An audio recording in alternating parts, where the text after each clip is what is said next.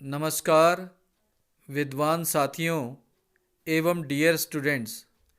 आज का जो महत्वपूर्ण विषय वस्तु है वह है भारत में मानव पूंजी का निर्माण। ये बड़ी ही महत्वपूर्ण विषय वस्तु है। भारत भारत की एक निश्चित भौगोलिक सीमा है जिसमें मानव की जनसंख्या या विभिन्न प्रकार के संसाधन तो एक निश्चित भौगोलिक सीमा के अंतर्गत उपलब्ध हैं। पूंजी का निर्माण, यहाँ पे मानव पूंजी का निर्माण कहा गया। पूंजी का निर्माण तो जो भी कंस्ट्रक्टिव चीज़ें होती हैं, धन संपत्ति, मुद्रा, बिल्डिंग, संसाधन, भौतिक संसाधन और जितने भी हमारे पास संसाधन मौजूद हैं सभी शामिल हो जाते हैं। लेकिन इस पार्ट में जो बात की गई है वो विशेष तौर पर किस पर की गई है? मानव मानव मानव पूंजी निर्माण पर बात की गई। मानव का पूंजी निर्माण कैसे होगा, देश के लिए उपयुक्त कब होगा। और फिर जब हम पर्टिकुलर हमारे देश की बात की गई, हम इस मानव पूंजी निर्माण को एक अर्थ, शाब्दिक अर्थ के रूप में भी समझेंगे और भारत के परिप्रेक्ष्य में भी इस पाठ के अंतर्गत पढ़ेंगे। तो देख लेते हैं कि अगर हम इस पाठ को पढ़ लेते हैं तो हम किस किस विषय वस्तु को समझने में सफल होंगे।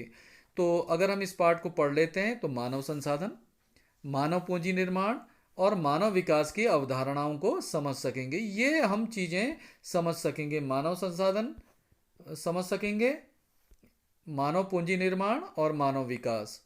द्वितीय चीज जो हम कर पाएंगे, मानव पूंजी में निवेश, आर्थिक संवृद्धि और मानव विकास के परस्पर संबंधों को जानेंगे।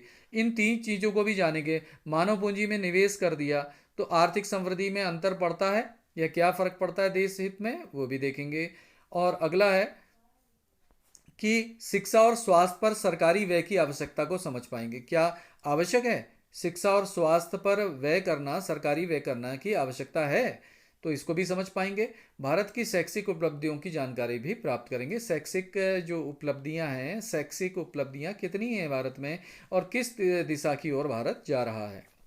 अब यहाँ पे एक परिभाषा दी गई है अल्फ्रेड मार्शल के द्वारा, शिक्षा पर निजी और सार्वजनिक निधि के व्यय की सार्थकता का मूल्यांकन। यानी कि जो शिक्षा है, एजुकेशन है, उस पर कोई देश अगर निजी सेक्टर, निजी लोग, व्यक्ति खर्चा व्यय कर रहे हैं शिक्षा पर या सार्वजनिक सरकार कर रही है उस देश पर व्यय, तो इसकी सार्थकता का मूल्यांकन केवल उसके प्रत्यक्ष परिमाणों के माध्यम से नहीं हो पाता कि भाई हमने कितना उस अकाउंट में डाल दिया या हमारे पास कितना उपलब्ध हो गया शिक्षा के लिए, उससे ही नहीं। इसमें निवेश मात्र, अगर एजुकेशन के किसी भी क्षेत्र में अगर निवेश कर दिया है तो इस निवेश मात्र से ही लोगों को उसके अधिक अवसर उपलब्ध कराने में पर्याप्त होगा जितना कि वे स्वयं ही प्राप्त कर सकते थे। लोगों को अगर मिल जाए एजुकेशन में खर्च करो, वो उससे ही मतलब नहीं है। मान लो सरकार ने, निजी लोगों ने या व्यक्तियों ने अपने लिए भी खर्च कर दिया, सरकार ने भी खर्च किया है एजुकेशन के माध्यम के लिए, तो एजुकेशन का बढ़ावा देने के लिए, तो उससे भी अवसर कई उपलब्ध हो जाते हैं। इनके माध्यम से कितने ही ऐसे व्यक्तियों की अंतर्निहित योग्यताएं उजागर हो पाती हैं जो अन्यथा बिना पहचान के ही मर जाते। यानी कि मनुष्य को हमने योग्य बनाया, उसकी अपनी पहचान हुई। कोई कवि बन सकता है, वैज्ञानिक बन सकता है, लेखक बन सकता है, शिक्षक बन सकता है, तो डॉक्टर बन सकता है, इंजीनियर बन सकते हैं। तो अल्फ्रेड मार्शल ने ये बताया कि मनुष्य को अभिव्यक्ति का अवसर प्रदान करती है शिक्षा, और जो कि हमने पता ही है शिक्षा क्या है, मानव का पूरे व्यक्तित्व का विकास करती है, ऑल राउंड डेवलपमेंट करती है। तो यहाँ पे अर्थशास्त्र में हम इसको मानव पूंजी निर्माण के संदर्भ में समझने का प्रयास कर रहे हैं। और देखिए, मानव जाति के विकास में यहाँ देखते हैं, ये मानव जाति के विकास को बहुत अधिक प्रभावित करने वाले कारकों पर विचार करें तो ये शायद मनुष्य की ज्ञान संग्रह करने की और उसका प्रसारण करने की क्षमताएं ही हैं जो मनुष्य की बातचीत, लोकगीत और बड़े बड़े व्याख्यानों के माध्यम से करता आ रहा है। मनुष्य ने यह शीघ्र ही जान लिया कि कुशलतापूर्वक जो हमें कार्य, मनुष्य सीख जान लिया कि हमें कार्यों को कुशलतापूर्वक करने के लिए अच्छा प्रशिक्षण चाहिए और कौशल की आवश्यकता है। यानी कि निपुणता की आवश्यकता है, कौशलता की आवश्यकता है। किसी शिक्षित व्यक्ति के श्रम कौशल अशिक्षित व्यक्ति से अधिक होते हैं। जो कुशल व्यक्ति होगा उसके जो श्रम कौशल होंगे अशिक्षित व्यक्ति से अधिक होते हैं। इसी कारण से पहला दूसरे की अपेक्षा अधिक आय का सृजन करता है। यानी कि जो ट्रेंड व्यक्ति है वह आय का सृजन अधिक करता है और आर्थिक समृद्धि में उसका योगदान क्रम से अधिक होता है। शिक्षा पाने का प्रयास केवल उपार्जन क्षमता को बढ़ाने के लिए ही नहीं किया जाता, बल्कि उसके और अधिक मूल्यवान लाभ हैं। शिक्षा लोगों को उच्चतम सामाजिक स्थिति और गौरव प्रदान करती है। यह किसी व्यक्ति को अपने जीवन में बेहतर विकल्पों का चयन कर पाने में योग्य बनाता है। व्यक्ति को समाज में चल रहे परिवर्तन को बेहतर समझ प्रदान करता है और नव परिवर्तन जो भी टेक्नोलॉजी में नए परिवर्तन आते हैं उसको बढ़ावा देता है। शिक्षित श्रम शक्ति की उपलब्धता नई प्रौद्योगिकी को अपनाने में सहायक होती है। देश शिक्षा के अवसरों के विस्तार की आवश्यकता पर बल देते हैं क्योंकि यह विकास प्रक्रिया को तेज करती है। अब आता है मानव पूंजी है क्या क्या है, तो इसको हम समझने का प्रयास करते हैं। जिस प्रकार एक देश अपनी भूमि जैसे भौतिक संसाधनों को कारखानों जैसे भौतिक पूंजी में परिवर्तित कर सकता है, उसी प्रकार वह अपने छात्र रूपी मानव संसाधन को अभियंता इंजीनियर बना सकता है, डॉक्टर बना सकता है, मानव पूंजी में परिवर्तित कर सकता है। जिस तरह से अभी देखा है, उदाहरण कितना बढ़िया दिया है कि भौतिक संसाधनों को जैसे देश अपने भूमि जैसे भौतिक संसाधनों को कारखानों जैसे भौतिक पूंजी में परिवर्तित, उसी प्रकार मानव रूपी जो संसाधन है उसको इंजीनियर में बदला जा सकता है, डॉक्टर में बदला जा सकता है। समाज के सबसे पहले पर्याप्त मात्रा में मानव पूंजी की जरूरत है जो ऐसे योग्य व्यक्तियों के रूप में अधिक होती है जो पहले स्वयं प्रशिक्षित हो चुके हैं और प्रोफेसरों आदि के रूप में कार्य करने योग्य हों। दूसरे शब्दों में हमें अन्य मानव पूंजी जैसे डॉक्टर इंजीनियर आदि को तैयार करने के लिए शिक्षकों प्रशिक्षकों के रूप में बेहतर मानव पूंजी की आवश्यकता है। इसका अर्थ यह है कि हमें मानव संसाधनों को मानव पूंजी के रूप में परिवर्तित करने के लिए मानव पूंजी में निवेश करने की भी आवश्यकता होती है। भाई शिक्षक चाहिए जो हमको डॉक्टर इंजीनियर बनाने हैं, उसके लिए भी हमको निवेश करना पड़ा है। शिक्षकों को लाना पड़ेगा, उनको तनख्वाह देनी पड़ेगी, प्रशिक्षकों को बेहतर सुविधाएं देनी पड़ेंगी, उस पर हमको इन्वेस्ट करना पड़ेगा, निवेश करना पड़ेगा। हमें मानव संसाधनों को मानव पूंजी के रूप में परिवर्तित करने के लिए मानव पूंजी निवेश की भी आवश्यकता होती है। आइए हम इन प्रश्नों में मानव पूंजी के अर्थ को कुछ अधिक स्पष्ट रूप से जानने का प्रयास करें। मानव के पूंजी के स्रोत क्या हैं? कहाँ से मिलती है मानव पूंजी? क्या किसी देश की आर्थिक समृद्धि वहाँ के मानव पूंजी में कोई संबंध होता है? जब वहाँ की अगर जो आर्थिक समृद्धि हो रही है, विकास हो रहा है देश का, उससे मानव पूंजी से कोई लेना देना है? तो क्या मानव पूंजी के निर्माण का संबंध मनुष्य के सर्वांगीण विकास से भी है, जिसे आमतौर पर मानव विकास के रूप में जाना जाता है? अगला नेक्स्ट चीज जो हम समझ पाएंगे कि भारत में मानव पूंजी के निर्माण में सरकार की क्या भूमिका हो सकती है। तो ये महत्वपूर्ण प्रश्न है। अगर हम इनको समझ जाते हैं तो हम मानव पूंजी के सही अर्थ को भी समझने का प्रयास कर सकते हैं। अब देखते हैं मानव पूंजी के स्रोत देख लेते हैं। शिक्षा के निवेश को मानव पूंजी का एक प्रमुख स्रोत माना जाता है। इसके अर्थ स्वास्थ्य में निवेश, कार्य के दौरान प्रशिक्षण, प्रबंधन मैनेजमेंट और सूचना आदि मानव पूंजी के निर्माण के अन्य स्रोत हैं। अब मान लिया जाए, एक छोटा सा उदाहरण लिया है कि आपके माता पिता आपको शिक्षा पर व्यय क्यों कर रहे हैं। अगर शिक्षा पर व्यय कर रहे हैं तो निश्चित सी बात है कि इसी प्रकार व्यक्ति का भविष्य में आय बढ़ने की संभावना है, उसकी आय बढ़ जाएगी भविष्य में। शिक्षा की ही भांति स्वास्थ्य में भी किसी व्यक्ति के साथ साथ देश के विकास के लिए एक महत्वपूर्ण आगत माना जाता है। स्वास्थ्य बेटर होना चाहिए। तो अगर एक वैसी जनरली बात की जा रही है कि मान लिया जाए कि कार्य करने की क्षमता किसकी अधिक होगी, कौन अच्छा काम कर पाएगा, एक बीमार व्यक्ति या एक स्वस्थ व्यक्ति? तो चिकित्सा सुविधा का अपना महत्व है। चिकित्सा सुविधाओं के सुलभ नहीं होने पर एक बीमार श्रमिक कार्य से विमुख रहेगा, उससे उत्पादकता में कमी आएगी। अतः इस प्रकार से स्वास्थ्य पर व्यय मानव पूंजी के निर्माण का महत्वपूर्ण स्रोत है। शिक्षा के अलावा स्वास्थ्य पर भी व्यय मानव पूंजी के निर्माण का महत्वपूर्ण स्रोत है। अब यहाँ पे बता रखा है कि हमें बच्चों को बचपन में प्रतिषेधी आयुर्विज्ञान टीकाकरण करना चाहिए। चिकित्सक आयुर्विज्ञान है, बीमारियों के क्रम में उसकी चिकित्सा, सामाजिक आयुर्विज्ञान, ये सब हैं। इनके साथ साथ स्वच्छ पेयजल का प्रावधान होना चाहिए आदि स्वास्थ्य व्यय के विभिन्न रूप हैं। इनमें अगर इन्वेस्ट किया जाए तो मानव पूंजी निर्माण ऑटोमेटिकली बनता चला जाएगा।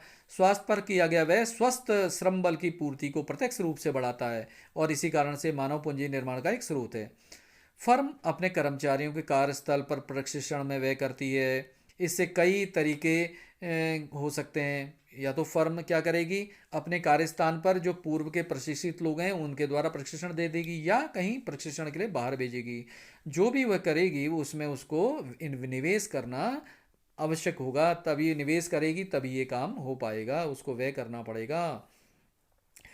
और जो उससे फिर व्यय करने के बाद जो लाभ मिलेगा उन श्रमिकों को अपने यहाँ आवश्यक रूप से काम कराना, निश्चित बॉन्ड भरा दिया जाएगा और जितने समय भी वो काम करेंगे वो उससे जितना व्यय उसमें किया गया उससे अधिक लाभ अवश्य कमा के देंगे। तो लाभ के रूप में कर पाने में सफल रहती है। कार्य के दौरान प्रशिक्षण पर किया गया वह भी इस दृष्टि से मानव पूंजी का स्रोत बन जाता है। ऐसे खर्च की तुलना में श्रम उत्पादकता में वृद्धि के लिए लाभ कहीं अधिक मिलते हैं। तो अब व्यक्ति अपने अपने आप को शिक्षित कर व्यक्ति अपने मूल स्थान से आय से अधिक आय वाल जहाँ उसको आय अधिक मिलती है रोजगार की तलाश में प्रवसन या पलायन भी करता है। ग्रामीण क्षेत्रों से शहरों की ओर प्रवसन मुख्यतः गांव में बेरोजगारी के कारण ही होता है।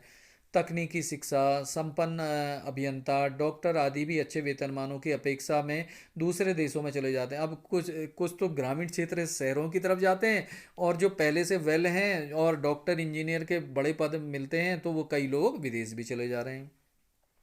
प्रवसनों की दोनों ही स्थितियों में परिवहन तथा लागत की उच्चतर निर्वाह लागत के साथ एक अनजाने सामाजिक सांस्कृतिक प्रवेश में रहने की मानसिक लागतें भी प्रवासी श्रमिकों को सहन करनी पड़ती हैं, किंतु नए स्थान पर उसकी कमाई प्रवास से जुड़ी सभी लागतों से कहीं अधिक होती है। अतः प्रवसन पर व्यय भी मानवीय पूंजी निर्माण का स्रोत है। व्यक्ति श्रम बाजार तथा दूसरे बाजार जैसे शिक्षा और स्वास्थ्य से संबंधित सूचनाओं को प्राप्त करने के लिए व्यय करते हैं। वे ये जानना चाहते हैं कि विभिन्न प्रकार के कार्यों में वेतनमान क्या है या फिर इससे क्या शैक्षिक संस्थाएं सही प्रकार के कौशल में प्रशिक्षण दे रही हैं और किस लागत पर। यह जानकारी मानव पूंजी निर्माण में निवेश करने से प्राप्त मानव पूंजी के भंडार को सदुपयोग करने की दृष्टि से बहुत उपयोगी है। इसलिए श्रम बाजार तथा अन्य बाजारों के विषय में जानकारी प्राप्त करने पर किया गया वह भी मानव पूंजी निर्माण का स्रोत है। अभी हम ये दो शब्दों को और समझेंगे कि भौतिक पूंजी और मानव पूंजी क्या है। अब दोनों ही प्रकार का जो पूंजी है, भौतिक पूंजी और मानव पूंजी, दोनों ही प्रकार पूंजी निर्माण सुविचारित निवेश निर्णयों का परिणाम होता है। भौतिक पूंजी में निवेश का निर्णय अपने ज्ञान के आधार पर लिया जाता है। इस संबंध में व्यक्ति अपना ज्ञान से ही निर्णय ले रहा है कि कहाँ इन्वेस्ट करूँ, क्या करूँ। इस संबंध में उद्यमी के पास अनेक प्रकार के निवेश विकल्पों की आंतरिक प्रतिफल दर का आकलन कर पाने का ज्ञान होता है कि कहाँ पैसा लगाया जाए, क्या इन्वेस्ट किया जाए, किससे कितना लाभ होगा। लेकिन जो मानव पूंजी का निर्माण होता है इसमें महत्वपूर्ण भाग व्यक्ति के जीवन की उस अवधि में होता है जब वह निर्णय लेने में असमर्थ होता है। क्या वह अपनी आमदनी की अधिकतम कर पाएगा या नहीं। बच्चों की शिक्षा और स्वास्थ्य सुविधाओं से संबंधित निर्णय उसके अभिभावक तथा समाज ही करते हैं। तो हम आगे बढ़ते हैं। अब मानव विकास, मानव पूंजी जो है, मानव पूंजी निर्माण और आर्थिक समृद्धि में भी कोई लेना देना है। क्या मानव पूंजी को हम बढ़ाएं तो देश की आर्थिक समृद्धि या विकास बढ़ेगा। राष्ट्रीय आय में इसका योगदान अधिक होता है। किसी कारखाने के कर्मचारी का, सॉफ्टवेयर या विशेषज्ञ का, हम जानते ही हैं एक शिक्षित व्यक्ति का श्रम कौशल अशिक्षित की अपेक्षा अधिक होता है। इस कारण यह अपेक्षाकृत अधिक आय सृजित कर पाता है। आर्थिक समृद्धि का देश की वास्तविक जो राष्ट्रीय आय में वृद्धि से होता है, या फिर स्वाभाविक है कि किसी शिक्षित व्यक्ति का योगदान अशिक्षित की तुलना में कहीं अधिक होता है। एक स्वस्थ व्यक्ति अधिक समय तक व्यवधान रहित श्रम की पूर्ति कर सकता है।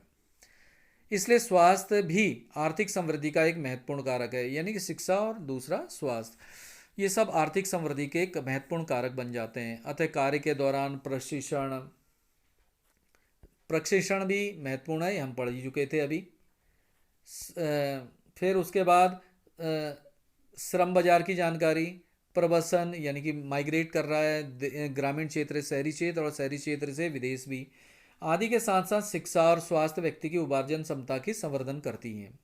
मानव की संवर्धित उत्पादकता या मानव पूंजी न केवल श्रम की उत्पादकता को बढ़ाती है बल्कि ये साथ ही साथ परिवर्तन को प्रोत्साहित कर नवीन प्रौद्योगिकी को आत्मसात करने की क्षमता भी विकसित करती है। शिक्षा समाज में परिवर्तनों और वैज्ञानिक प्रगति को समझ पाने की क्षमता प्रदान करती है, जिससे आविष्कारों और नव परिवर्तनों की सहायता मिलती है। इसलिए शिक्षित श्रम शक्ति की उपलब्धता नवीन प्रौद्योगिकी को अपनाने में सहायक होती है।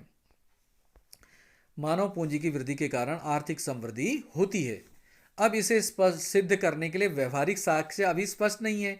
मापन की समस्याएं आती हैं, जैसे कि मान लिया जाए उदाहरण के लिए स्कूली वर्षों की गणना, शिक्षक शिक्षार्थी अनुपात, नामांकन दर आदि के आधार पर शिक्षा का मापन उसकी गुणवत्ता की आर्थिक रूप से व्यक्त नहीं कर पाता।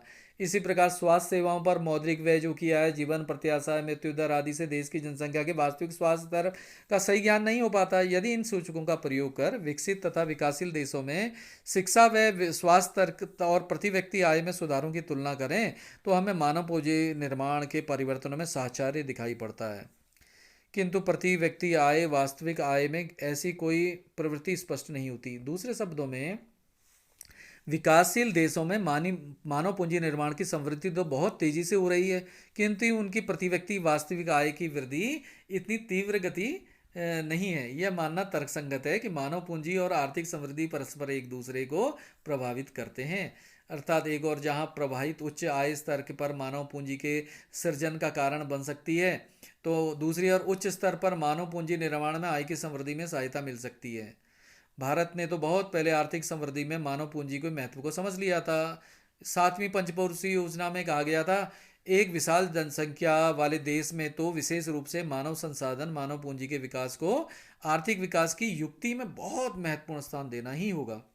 उचित शिक्षण प्रशिक्षण पाकर एक विशाल जनसंख्या अपने आप में आर्थिक समृद्धि को बढ़ाने वाली परिसंपत्ति बन जाएगी। साथ ही यह वांछित दिशा भी सामाजिक परिवर्तन की सुनिश्चित कर देगी।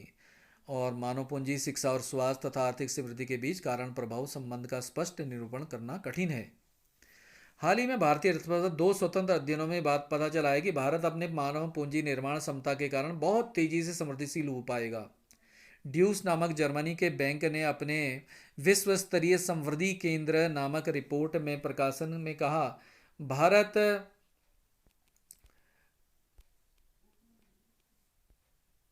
विश्व के 4 विकास केंद्रों में से एक बनकर उभरेगा 2020 तक। और सकल घरेलू उत्पाद की वृद्धि में मानव पूंजी की वृद्धि का निर्णायक योगदान रहता है। भारत के संदर्भ में इस रिपोर्ट में आगे कहा, हमारी आशा है 2005-20 की अवधि में भारत में 7 वर्ष के से ऊपर शिक्षा के औसत वर्षों में 40% की वृद्धि की संभावना है। यानी कि जो 7 वर्ष से ऊपर की जो शिक्षा बीच में कोई छोड़ देता है तो उसमें अभी वृद्धि होने वाली है, बच्चे शिक्षा ग्रहण करेंगे भारत।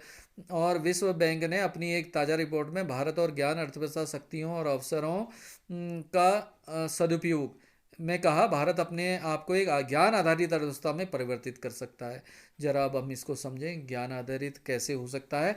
अब देखिए, सॉफ्टवेयर उद्योगों का बहुत प्रचलन हो गया है। बच्चे से बच्चा लेकर और राजनीतिक, नौकरशाह, सभी नौकरी पेशा, सामान्य जनता, बच्चे और यहाँ तक कि ग्रामीण क्षेत्रों में भी ईमेल का प्रयोग होने लगा है और सूचना प्रौद्योगिकी में आमूलचूल परिवर्तन आया है। इससे कहा जा रहा है कि क्योंकि जनसंख्या भारत में पहले ही है और ये जितना ज़्यादा मानव पूंजी निर्माण बढ़ेगा तो भारत में ज्ञान आधारित अर्थव्यवस्था के रूप में भारत को माना गया है। इस तरह से ये निश्चय ही भारत की प्रति व्यक्ति आय भी, वर्तमान आय अगर 1000 है तो 2020 में बढ़कर ये $3000 हो सकती है। तो जरूर इसका संबंध आपस में है। मानव पूंजी और मानव विकास भी एक दूसरे से मिलते जुलते शब्द हैं और ये मानव विकास को आवश्यक रूप से बढ़ाते हैं। ये दोनों पारिभाषिक शब्द मिलते जुलते भले ही प्रतीत होते हैं, पर इनके बीच स्पष्ट अंतर है। मानव पूंजी की अवधारणा शिक्षा और स्वास्थ्य और श्रम की उत्पादकता बढ़ाने के माध्यम मानती है। मानव विकास इस विचार पर आधारित है कि शिक्षा और स्वास्थ्य मानव कल्याण के अभिन्न अंग हैं, क्योंकि जब लोगों में पढ़ने लिखने तथा सुदीर्घ स्वस्थ जीवन यापन की क्षमता आती है तभी वे ऐसे अन्य चयन करने में सक्षम हो पाते हैं जिन्हें वे महत्वपूर्ण मानते हैं। मानव पूंजी का विचार मानव को किसी साध्य को प्राप्ति का साधन मानता है। यह साध्य उत्पादकता में वृद्धि का है। इस मतानुसार शिक्षा और स्वास्थ्य पर किया गया निवेश अनुत्पादक होता है। वैसे मतलब आप अनुत्पाद, यहाँ पे जो ये शब्द आया है इसका मतलब ये है कि आप शिक्षा में इन्वेस्ट कर रहे हैं, उसके बदले में हमको कोई प्रोडक्ट या वस्तु नहीं मिल रही जिसको बेच के हम पैसा कमा सकें। और ना ही स्वास्थ्य पर जो लोगों पर खर्चा किया जा रहा है, मानव कल्याण पर किया जा रहा है सरकार के द्वारा, वह अपनी तरफ से शिक्षा और स्वास्थ्य पर करते हैं। आउटपुट तो कुछ होता नहीं है उसमें, सेवा के रूप में ये कार्य होता है। तो ये अनुत्पादक कार्य है, उत्पादक कार्य नहीं है कि आपको पैसा रिटर्न तुरंत मिल जा रहा हो अगर उससे वस्तुओं सेवाओं के निर्गत में वृद्धि ना हो। मानव विकास के परिप्रेक्ष्य में मानव स्वयं साध्य भी है। अब मानव तो स्वयं साध्य है, लक्ष्य उसी के लिए है। भले ही शिक्षा स्वास्थ्य आदि पर निवेश से श्रम की उच्च उत्पादकता में सुधार नहीं हो, किंतु इसके माध्यम से मानव कल्याण के संवर्धन तो होना ही चाहिए। अतः श्रम की उत्पादकता में सुधार के पक्ष में को अनदेखा करते हुए भी बुनियादी शिक्षा और बुनियादी स्वास्थ्य सुविधाओं को अपना अलग महत्व हो जाता है। अब पढ़ते हैं, भारत में मानव पूंजी निर्माण की अपार संभावनाएं हैं। हम पढ़ चुके हैं मानव पूंजी निर्माण शिक्षा, स्वास्थ्य, कार्यस्थल प्रशिक्षण, प्रवसन, सूचना निवेश का परिणाम है। इसमें स्वास्थ्य, शिक्षा और स्वास्थ्य मानव पूंजी निर्माण के दो सबसे महत्वपूर्ण स्रोत हैं। हम जानते हैं हमारे देश की प्रशासन व्यवस्था संघीय है, केंद्र हैं और राज्य हैं और स्थानीय निकाय भी हैं। भारत के संविधान में सभी स्तर के प्रशासकीय निकायों में कार्य दायित्वों को भी बहुत स्पष्ट रूप से निर्धारित किया गया है। इस प्रकार शिक्षा और स्वास्थ्य दोनों पर व्यय तीनों ही प्रशासकीय स्तरों पर साथ साथ वहन किया जाता है। स्वास्थ्य क्षेत्र का विस्तृत विश्लेषण किया गया है पूर्व में, जो हमने अभी देखा था। अतः यहाँ इन केवल शिक्षा क्षेत्र को ही विश्लेषण करेंगे। यहाँ पे हम बताएंगे कि शिक्षा क्षेत्र में किस तरह से सरकार व्यय करती है। क्या आप जानते हैं भारत में शिक्षा और स्वास्थ्य व्यवस्था की देखरेख कौन करता है? भारत में शिक्षा क्षेत्र के विश्लेषण के पूर्व यहाँ हम शिक्षा और स्वास्थ्य क्षेत्रों के सरकार के हस्तक्षेप की आवश्यकता पर विचार करेंगे। जरूरी है सरकार का हस्तक्षेप, ऐसा बताया जा रहा है। निजी और सार्वजनिक क्षेत्र दोनों में होता है और सरकारी हस्तक्षेप अनिवार्य है। मान लीजिए जब भी किसी बच्चे को किसी स्कूल या फिर स्वास्थ्य देखभाल केंद्र में भर्ती करा दिया जाता है जहां आवश्यक सुविधाएं नहीं प्रदान की जाती, तो इससे पहले कि बच्चे का, अब मान लिया बच्चे को वहां पे पढ़ाई लिखाई का माहौल नहीं मिला, तो बच्चे को जहां दूसरे कॉलेज में एडमिशन कराएंगे उससे पूर्व ही उसकी पर्याप्त मात्रा में हानि हो चुकी होगी। यही नहीं, इन सेवाओं के व्यक्तिगत उपभोक्ताओं को सेवाओं की गुणवत्ताओं और लागतों के विषय में पूर्ण जानकारी नहीं होती। तो इस तरह से हम देखते हैं कि भारत में शिक्षा क्षेत्र का नियमन संघ और राज्य स्तर पर शिक्षा मंत्रालय, राष्ट्रीय शैक्षिक अनुसंधान प्रशिक्षण परिषद, विश्वविद्यालय अनुदान आयोग, अखिल भारतीय तकनीकी शिक्षा परिषद जैसी संस्थाएं कर रही हैं। स्वास्थ्य क्षेत्र का नियमन संघ और राज्य स्तर पर स्वास्थ्य मंत्रालय और विभिन्न संस्थाओं के स्वास्थ्य विभाग तथा भारतीय चिकित्सा अनुसंधान परिषद कर रही है। हमारे देश, विकासशील देश में जहाँ जनसंख्या एक विशाल वर्ग गरीबी रेखा से नीचे जीवन बिता रहा है, हम में से कई लोग बुनियादी शिक्षा और स्वास्थ्य देखभाल सुविधाओं पर पर्याप्त व्यय नहीं कर सकते। तो जरूरी है कि सरकार इसमें हस्तक्षेप करे। शिक्षा पर सार्वजनिक व्यय में वृद्धि हुई है और सरकार शिक्षा पर कितना व्यय करती है। सरकार द्वारा किए गए शिक्षा पर कुल व्यय का अधिक सार्थक रूप में समझने के लिए हम व्यय को दो भागों में व्यक्त करेंगे। कुल सरकारी व्यय में इसका कितना प्रतिशत है और सकल घरेलू उत्पाद में इसका कितना प्रतिशत है। तो यहाँ उदाहरण बताया गया है कि 1952 से 2002 के बीच कुल सरकारी व्यय में शिक्षा पर 7.92% से बढ़कर 13.17 हो गया और सकल घरेलू उत्पाद में इसका हिस्सेदारी 0.64 से पॉइंट कुछ हो गई। तो इस तरह से वृद्धि तो ये दिखा रहा है।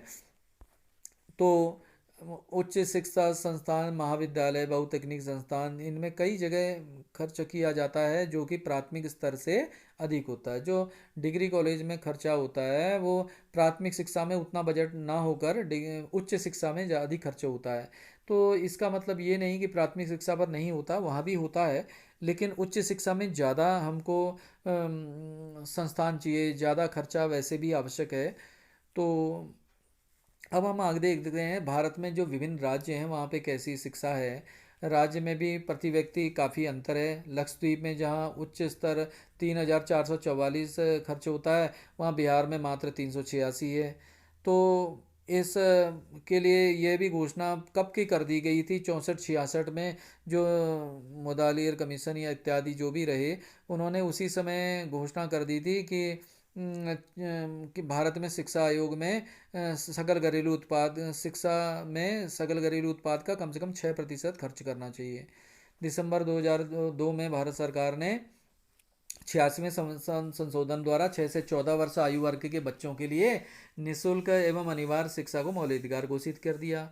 98 में भारत सरकार द्वारा नियुक्त तापस मजूमदार समिति ने अनुमान लगाया था कि देश में 6 से 14 आयु वर्ग के सभी बच्चों को स्कूली शिक्षा व्यवस्था में शामिल करने के लिए 2007 तक 10 वर्षों की अवधि में 1.3 लाख करोड़ रुपए व्यय करना होगा। सकल घरेलू उत्पाद के 6% के स्तर की तुलना में वांछित वर्तमान 4% व्यय का स्तर बहुत कम है। आने वाले 6% के लक्ष्य तक पहुँचने की आवश्यकता है और इसको हम सिद्धांत रूप में ग्रहण कर चुके हैं और व्यवहारिक इसमें लाना है।